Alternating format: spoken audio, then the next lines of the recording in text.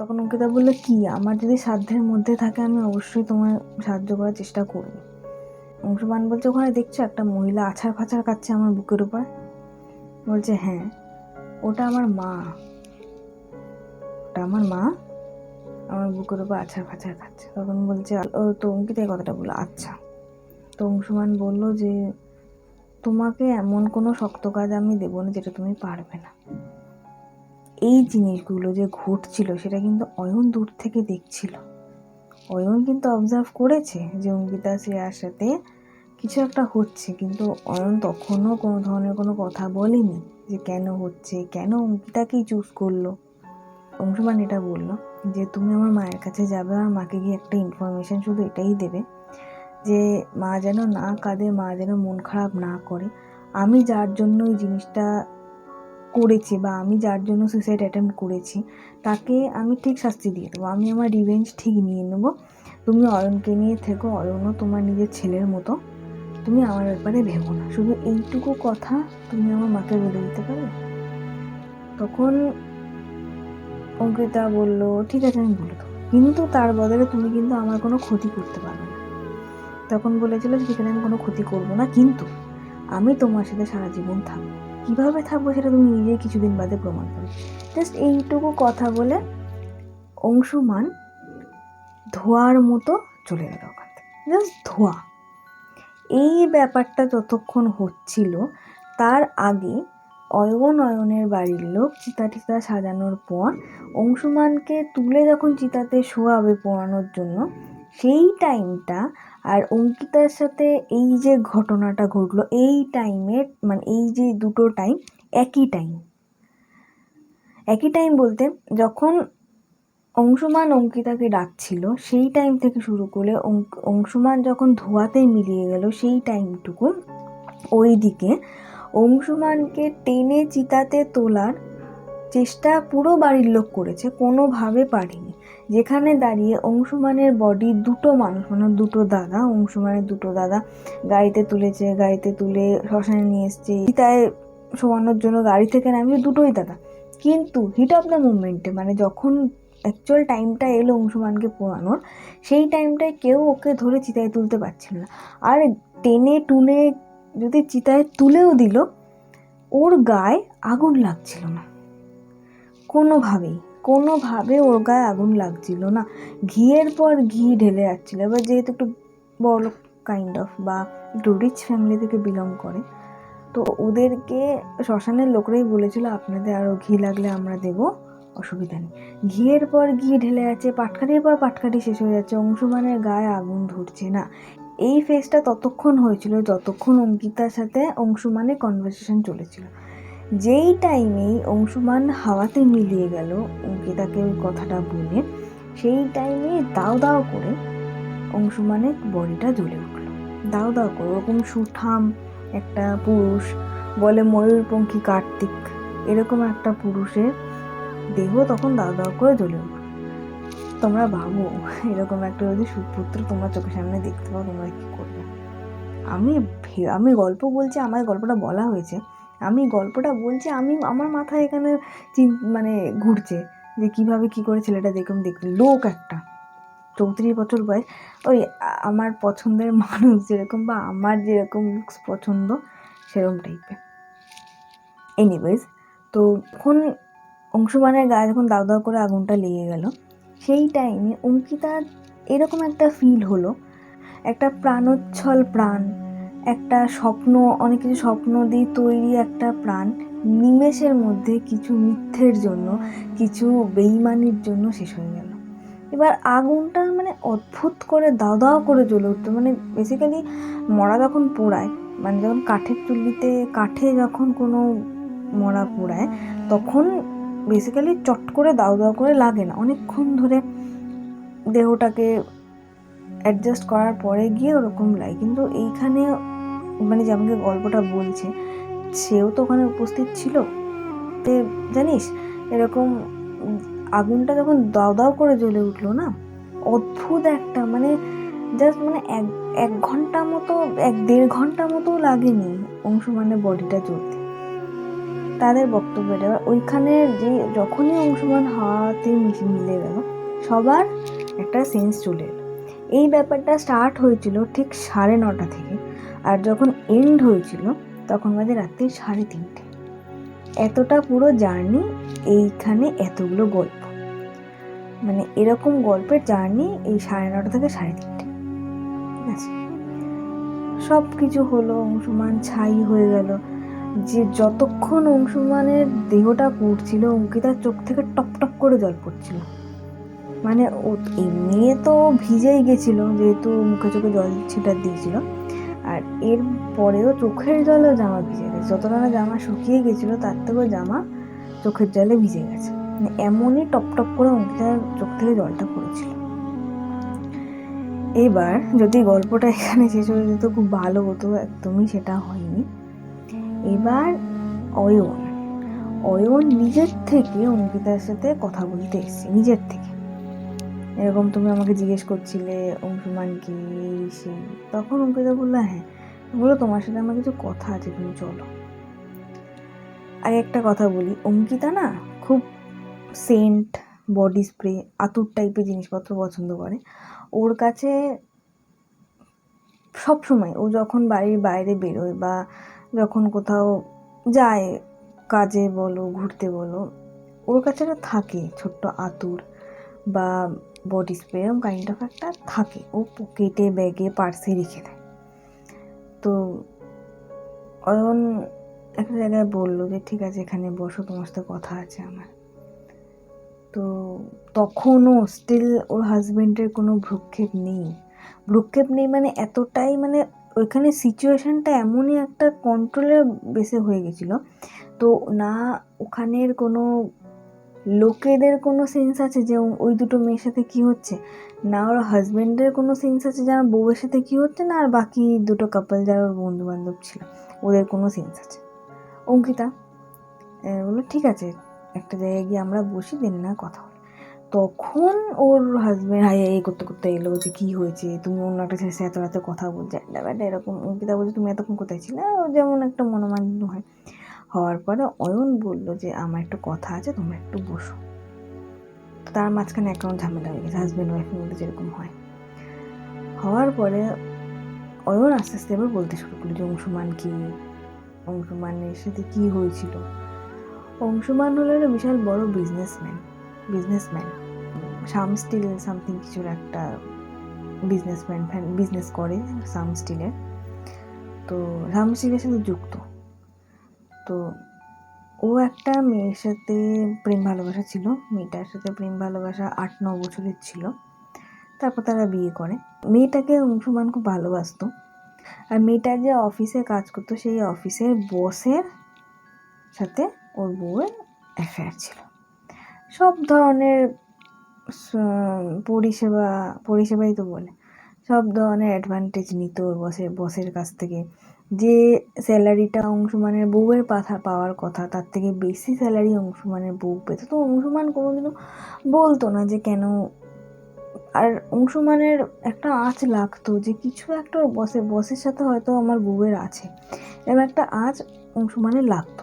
অংশুমান যেটা বলতো না, যেহেতু খুব ভালোবাসতো। এবার যারা অতিরিক্ত ভালোবাসে না তারা ব্যাপারটাকে ছেড়ে দেয়, ঠিক আছে মানুষটা তো আমার কাছে আছে, যা পারে করুক। এ তো আমার মতো রে বাবা। একদিনকে এরকম অংশুমানের স্ত্রী অংশুমানকে বলছে আচ্ছা আমি যদি কোনোদিনও, এই কথাগুলো অংশুমান অয়নকে বলেছে, অয়ন অঙ্কিতাকে বলেছে। তো এরকম একদিনকে অংশুমানের স্ত্রী অংশুমানকে বলছে যে আমি যদি কোনোদিনও কারোর সাথে অ্যাফেয়ার রাখি তোমার কোনো অসুবিধা হবে না তো? তাই অ্যাজ ইউজুয়াল অংশুমান নিজের ভালোবাসার মানুষকে নিজের কাছে রাখার জন্য বলেছিল না আমার কোনো অসুবিধা হবে না, আমার ভালোবাসার মানুষটা তো আমার কাছে আছে না, এরকম একটা কথা বলে ব্যাপারটা কাটিয়ে দিয়েছিল। হয়তো ভেবেছিল অঙ্কিতা ইয়ার্কি মারছে বা কিছু একটা। ঠিক তার 2 দিন বাদে ইচ্ছাকৃত অংশুমানকে ওদের গোপন তথ্য, গোপন ভিডিও দেখায় যে এরম ব্যাপার, তুমি অঙ্কিতাকে ছেড়ে দাও। তার কিছুদিন বাদে আবার ওর বস ওকে গিয়ে বলে যে অঙ্কিতা প্রেগনেন্ট, তোমারই বাচ্চা ছিল। অংশুমানকে বলছে তোমারই বাচ্চা ছিল, তোমারই অ্যাকাউন্ট থেকে 5,000 টাকা না 10,000 টাকা তুলে অঙ্কিতা 5 মাসের একটা বেবিকে অ্যাবর্শন করিয়েছে। অংশুমান এই কথাটা কোনোভাবে অ্যাকসেপ্ট করতে পারেনি যে আমার বউ, আমার বাচ্চা, আমারই অ্যাকাউন্ট থেকে এতগুলো টাকা তুলে ও অ্যাবর্শনটা করালো। এবার প্রশ্ন তোমাদের হতেই পারে যে ওর বস এই জিনিসটা কেন করলো। ওর বস অংশুমানের স্ত্রীকে বলেছিল যে তুমি অংশুমানকে ছেড়ে দাও, তোমাকে আমি ভালোবাসি, তুমি আমার সাথে থাকো, আমার পুরো কোম্পানি তোমার নামে করে দেবো, আমার যত জায়দাদ সম্পত্তি আছে আমি তোমাকে সব দিয়ে দেবো। কিন্তু আলটিমেট গিয়ে অংশুমানের স্ত্রীও তো তার স্ত্রী না, তো একটা জায়গায় তো একটা উইকনেস কাজ করবে যে আমি যাই করি না কোনো, ও তো হাজব্যান্ড হয় আমার, 10টা বছর তো আমার সাথে ছিল, বা 10টা বছর পরে আমরা নিজের ইচ্ছায় বিয়ে করেছি একটা সেটেলমেন্ট জায়গায় দাঁড়িয়ে, তো আমি ওকে ডিভোর্স দেবো। এই নিয়ে ওদের মধ্যে একটা মনোমালিন্য লেগে গেছিল।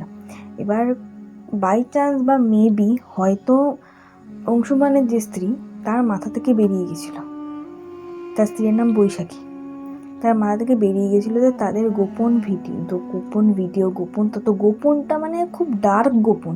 আমি যদি পারতাম আমি তোমাদেরকে ডিটেলস দিতাম, কিন্তু প্রচণ্ড ডার্ক গোপন, মানে 1 2 या 3 জানি না এই ভিডিওটা আমার ব্যান্ডও করে দিতে পারে ইউটিউব, তো এইটুকু তথ্য দেওয়ার জন্য। তো প্রচণ্ড ডার্ক একটা তথ্য। এই যে তথ্যটা খুব ডার্ক যে ভিডিও বা ডার্ক যে গোপন তথ্যটা, এই তথ্যটা যে ওর কাছে থাকবে এটা, বা ও যে গোপনে এই ভিডিওগুলো রেকর্ড করবে সেটার কোনো ধারণাই বৈশাখীর ছিল না। ওর বাচ্চাকেই ওর টাকায় অ্যাবর্শন করেছে, এটাই অংশুমানের কাছে একটু আনএক্সপেক্টেড ব্যাপার একটা হয়েছে, মানে টোটালি আনএক্সপেক্টেড। অংশুমান এই ধাক্কাটা নিতেই পারিনি। তো যেদিনকে অংশুমান সুইসাইড অ্যাটেম্প করে ঠিক তার 2 দিন আগে এই কথাগুলো অংশুমান অয়নকে বলে। ঠিক তার পরের দিনকে অংশুমান ড্রিঙ্ক করতো না, একদমই ড্রিঙ্ক করতো না, যেহেতু জিম বয় ছিল, জিম করতো, নিজের হেলথের ওপর খুব ওর কনসিয়াস ছিল যে হেলথ আমাকে খুব ভালো রাখতে হবে, আমি চেহারা আমার খুব সুন্দর রাখতে হবে, সেই জন্যই ও ড্রিঙ্ক করতো না। এবার সেই দিনকে ড্রিঙ্ক করেছিল, আর প্রচণ্ড বাজেভাবেই করেছিল। সেই টাইমে অয়ন ওকে বলেছিল ঠিক আছে তুই তো খাস না, তুই আর খাস না, অনেক 2-3টে বোতল শেষ করে ফেলেছিল, মানে এতটাই ওর ফ্রাস্ট্রেশনের কাজ করেছিল বা এতটাই ওর ডিপ্রেশনে চলে গেছিলো। তো অয়ন সেই টাইমটায় বললো যে তুই বাড়ি চ, বাড়ি গিয়ে বস, আমি 1/2 ঘন্টার মধ্যে আসছি। এবার 1/2 ঘন্টার মধ্যেই যে অংশুমান ওদেরকে ছেড়ে চলে যাবে সেটার কোনো আঁচই অয়নের লাগেনি। 1/2 ঘন্টার জন্য বাড়িতে, এবার যখন অংশুমানকে বেডে শোয়াচ্ছিল অয়ন, শুয়ে বলে তুই শো, আমি আসছি, দাঁড়া, তোর জন্য কয়েকটা মেডিসিন আর এই নিয়ে আসছি, যাতে অস্বস্তি না হয় বা কোনো এফেক্ট না পড়ে শরীরে। অংশুমান বলছে শোন না, আমি যদি মরে যাই তোর কোনো অসুবিধা হবে না, তো আমার মাকে দেখিস। এই একটা কথাই অংশুমানের লাস্ট একটা কথা অয়নকে বলেছিল। তো অয়ন বলেছিল, অয়ন একটা স্ল্যাং দিয়ে ও ঘর থেকে বেরিয়ে গেছিল। যখন 1/2 ঘন্টা বাদে অয়ন আসে, অয়ন দেখে ঘর পুরো রক্তে রক্তাক্ত, অংশুমান বেডের মধ্যে পড়ে আছে, সব শেষ। অংশুমানের সুইসাইডটা কিরকম ছিল, আমাদের যে গলার এই টুটি অংশুমান কেটে দিয়েছিল খুর দিয়ে। খুর হয় না, এবার খুর কিভাবে ওর বাড়িতে আছে সেটা জানা নেই, খুর দিয়ে এই টুটিটা উড়িয়ে দিয়েছিল, হাতে 2টো শিরা কেটে দিয়েছিল, এমনভাবে শিরাটা কেটেছিল না এতটা মতো ফাঁক হয়ে গেছিল হাত থেকে, ঠিক এতটা লেন্থে ফাঁক। কোনোভাবেই ওই ইমিডিয়েটলি অংশুমানকে বাড়িতে দিয়ে আসা, ওই হসপিটালে অ্যাডমিট করা হয়েছিল, কিন্তু ডাক্তার, কারণ এতটা পরিমাণে ব্লাড লস হয়েছে, এতটা পরিমাণে রক্ত বেরিয়ে গেছে, তো রক্ত দেওয়ার আগেই অংশুমান গন। তো এইসব গল্প শোনার পরে, এইসব কথা শোনার পর অঙ্কিতা একটা কথা অয়নকে বলল, সব ঠিক আছে, সব মানলাম যে ওর ইমোশন কাজ করেছে, ও ধাক্কা সহ্য করতে পারেনি, আমাকে কেন চুজ করলো, আমি তো একটা বিবাহিত মানুষ, হ্যাঁ আমি যদি একটা সিঙ্গেল মেয়ে হতাম বা আমি যদি কোনো বাচ্চা মেয়ে হতাম তাহলে মানা যেত, কিন্তু আমি তো বিবাহিত, ও আমাকে কেন চুজ করলো বা আমাদের দুজনকেই কেন দেখাটা দিল। অঙ্কিতার গায়ের যে গন্ধটা, সেই গন্ধটা অংশুমানের খুব পছন্দের গন্ধ। এটাই হলো মেইন অ্যাট্রাকশন। অঙ্কিতা যে বডি স্প্রেটা বা অঙ্কিতা যে আতরটা, আমি আতরটা বলবো না, কি আতর বা বডি স্প্রে, আতর, সেন্ট তোমরা যাই বলে সেটা আমি বলবো না, ঠিক আছে? তো কোনো দিনও, এই জন্য বলে কোনো দিনও কোনো ফাঁকা এরিয়ায় বা কোনো দিনও কোনো শ্মশান বা কোনো দিনও কোনো কবরস্থানে আতর লাগিয়ে যাবে না, ওরা খুব অ্যাট্রাক্ট হয়। যেই মুহূর্তে অঙ্কিতা শ্মশানের ঘাটে প্রবেশ করেছিল, ওই মুহূর্তে অঙ্কিতার গায়ের যে গন্ধটা, সেই গন্ধটা অংশুমানের নাকে গিয়ে লাগে। এবার ওরা ওই গন্ধটার প্রচণ্ড অ্যাট্রাক্ট হয়, যে ওদের যদি কোনো ধরনের কোনো পছন্দের গন্ধ, সেটা জীবিত ব্যক্তি হোক, মৃত ব্যক্তি হোক, যদি লাগায় বা যেই মানুষটাকে লাগিয়ে যদি পোড়ানো হয় না, তারা তাদের মধ্যে প্রবেশ করে দেয় বা কিছু একটা এরকম একটা কেস আছে, আমি ঠিক জানি না ব্যাপারটা, এরকম একটা ব্যাপার আছে যে ওরা আতুরের গন্ধ খুব পছন্দ করে। সেই জন্যেই ও অঙ্কিতাকে টার্গেটটা করেছিল, অংশুমান অঙ্কিতাকে সেই জন্যই টার্গেটটা করেছিল। এইটাই হচ্ছে মেইন বক্তব্য। এবার অঙ্কিতা ভাবছে এরকম হয়, আমি প্রথমেই বলেছিলাম যে আদৌ এরকম গল্প হয় নাকি পুরোটাই একটা কাকতালীয়, কথাটা আমি প্রথমেই বলেছিলাম ভিডিও শুরুতে। তারপরেও একটা কথা বলেছিলাম যে ভিডিও এন্টারটেনমেন্ট হিসেবে নাও, ভেতরে ঢুকতে যেও না, আমি প্রথমেই কথাটা বলেছিলাম। যাই হোক, তো তারপরে যখন আতরটা বের করে দেখালো বা বডি স্প্রেটা বের করে দেখালো যে আমি এই বডি স্প্রেটা লাগিয়েছিলাম, সেই টাইমে অয়নের বক্তব্য, এই বডি স্প্রেটা অংশুমানের স্ত্রী লাগাতো। অংশুমানের স্ত্রী লাগাতো, সেই হিসেবে যেহেতু অংশুমানের স্ত্রীকে খুব ভালোবাসতো, স্ত্রীর গন্ধটা অঙ্কিতার মধ্যে পেয়ে গেছে। অঙ্কিতার সেই টাইমের রিয়াকশনটা, অঙ্কিতার মানে ও ভাবছে যে কেন একটা ওর জীবনে ওর না একটা কোয়েশ্চেন মার্ক এসছে লাইফে না, ওর একটা কোয়েশ্চেন মার্ক সেই টাইমে, একটা বিশাল বড় একটা কোয়েশ্চেন মার্ক কাজ করলো, কেন এটা কোয়েশ্চেন মার্ক অঙ্কিতার একটা কাজ করলো। এইসব কথা শোনার পর না অঙ্কিতা পুরো একদম মানে সাইলেন্ট হয়ে গেল। ও যে কিছু বলবে বা একটা স্বাভাবিক, আজকে যদি আমিও ওখানে থাকতাম হয়তো মেবি সেম রিয়াকশন আমারও হতো বা কি তার থেকে বাত্তার হতে পারতো। তো আমার লাইফে, এটা অঙ্কিতা বক্তব্য, যে আমার লাইফে আমি প্রচুর হরেবল এক্সপিরিয়েন্স করছি, কিন্তু এইরকম এক্সপিরিয়েন্স আমি কোনোদিনও করিনি, অঙ্কিতার বক্তব্য। তো অঙ্কিতা তারপরে একটা কথা বললো অয়নকে, যে এরকম বললো যে ও আমার সাথে সারা জীবন থাকবে, সেটা কি হিসেবে বললো সেটা দেখো, আমি তো বলতে পারবো না ও তোমায় কেন বলেছে। তুমি এক কাজ করো, তুমি মৌলবীর কাছে যাও, ঝাড়ফুঁক করাও, দেখো কেটে যাও। এইবার সব কিছু হয়ে যাওয়ার পরে যখন অঙ্কিতার হাজব্যান্ড বললো ঠিক আছে, অনেক আজগুবি কথা শুনে নিয়েছি, আর বাড়ি যাবো, তখন বাজে 4:30। অঙ্কিতা হাজব্যান্ড যদি বাইক নিয়ে এসেছিলেন, প্রথমেই বলেছিলাম, যখন ওরা বেরোচ্ছে বাইকে করে, আমাদের ইলেকট্রিক চুল্লির পাশে, মানে যখন তুমি ঘাটটা এন্ট্রি নিচ্ছ, সেই পাশে একটা বিশাল বড় মাঠ, ফাঁকা মাঠ, খেলা হয়। ওই মাঠে অঙ্কিতা দেখতে অংশুমান দাঁড়িয়ে অঙ্কিতা দেখে সুন্দর একটা মিষ্টি একটা হাসি দিচ্ছে, স্টিল ওখানে দাঁড়িয়ে আছে। তো অঙ্কিতা হাজব্যান্ড যেহেতু বেরিয়ে গেল, তারপরে আর অঙ্কিতা দেখেনি অংশুমানকে 1 মাস 2 মাস যাবত, এরকম দেখেনি। 1 মাস 2 মাসের মাঝখানে অঙ্কিতা একবার কন্ট্যাক্ট করেছিল অয়নের সাথে। অয়ন তখন বলেছিল যে যেরকম ওয়েতে অংশুমান সুইসাইড করেছে, সেম ওয়েতে ওর বউও সুইসাইড করেছে। যেরকম অংশুমান যেরকম সুইসাইড করেছিল, গলার এখানটায় কাটা, হাতের এখানটায় কাটা, সেম একদম। তো 1 মাস 1.5 মাসের মাঝখানেই কেসটা হয়েছিল। ঠিক অঙ্কিতা প্রেগনেন্ট হয়, ঠিক 1 মাস 1.5 মাস পর প্রেগনেন্ট হয়। অঙ্কিতার মাথাতে নেই যে অংশুমান এরকম বলেছিল। অংশুমান কখনো অঙ্কিতাকে ওরকমভাবে দেখাও দেয়নি প্রেগনেন্ট হওয়ার আগে। প্রেগনেন্ট হওয়ার পর যখন ঠিকঠাক হলো, অঙ্কিতা এই বাচ্চাটা নেবে বা অঙ্কিতা ডাক্তার দেখাবে, ঠিক 7 মাসের মাথায় অঙ্কিতার স্বপ্নে অংশুমান আসে। অংশুমান বলে, আমি তোমাকে বলেছিলাম আমি তোমার সাথে থাকবো, আমি তোমার কাছে এসেছি, কিন্তু তোমার এই বাচ্চাটা হওয়ার পর তোমার হাজবেন্ডের সাথে বড় জোর 1 বছরের বেশি সম্পর্ক তোমার টিকবে না, যেহেতু আমি তোমার লাইফে এন্ট্রি নিয়েছি। ঠিক সেম জিনিসই হলো। অঙ্কিতার একটা ছেলে হলো, আর অংশুমান অঙ্কিতার ছেলে রূপেই এলো। অঙ্কিতার ছেলেকে পুরো অংশুমানের মতো দেখতে। আমি প্রথমেই বললাম যে অংশুমান যখন বললো যে আমি তোমার সাথে থাকবো, সেই এফেক্টটা সারা জীবন অঙ্কিতার সাথে থাকবে, সেটাই হয়েছে। অঙ্কিতার ছেলেকে একদম অংশুমানের মতো দেখতে, একদম। নাকটা উঁচু, ফর্সা টুকটুকে, মাথায় ঝাঁকড়া চুল, মুখটায় সেরকম লম্বা পাড়া, যেরকম ডিটেলস আমাকে দিয়েছে অংশুমানের, মুখটা লম্বা, অতীব সুন্দর দেখতে, একদম কোনো ধরনের কোনো টাচ অঙ্কিতা হাজবেন্ডের নেই।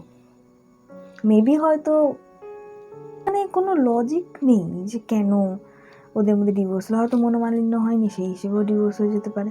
কোনো পার্টিকুলার কোনো রিজন নেই যে ডিভোর্স হয়ে যাওয়ার কারণ কি। এটা যে গল্পটা বলেছে আমাকে, সেও সেম কথাই আমাকে বলেছে যে ওদের মধ্যে কোনো পার্টিকুলার রিজন নেই যে কেন ওদের মধ্যে ডিভোর্স হয়েছে। অংশুমান ও স্বপ্নে এসেছিল, কেন অংশুমানের মতো অঙ্কিতার ছেলেকে দেখতে, কানেকশান নেই, সত্যি কানেকশান নেই যে কে কেন হলো। অঙ্কিতার ছেলেকে কেন অঙ্কিতার মতো দেখতে নয়, বা অঙ্কিতার হাজব্যান্ডের মতো দেখতে নয়, কেন অঙ্কিতার সাথে হাজব্যান্ডের ডিভোর্স হলো, এটা উচ্চ টাইপের।